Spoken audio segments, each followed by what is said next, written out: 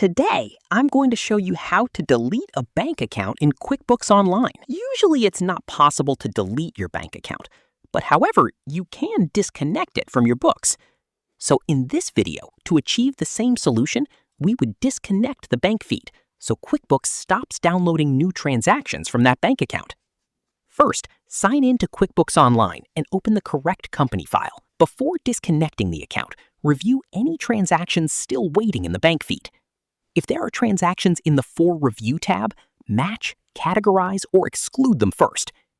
Now, go to the left side menu and click Accounting. Then select Bank Transactions. This opens the page where QuickBooks shows your connected bank and credit card accounts. Find the bank account you want to disconnect. Click the bank account tile to make sure you selected the correct account. Next, click the Edit icon on that bank tile. Then select Disconnect Account.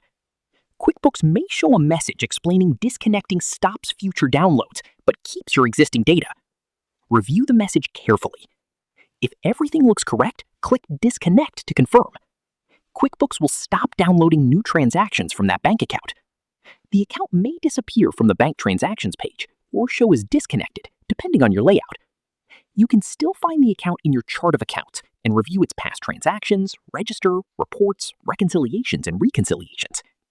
If you ever need to connect the account again, you can reconnect it later from the bank transactions area.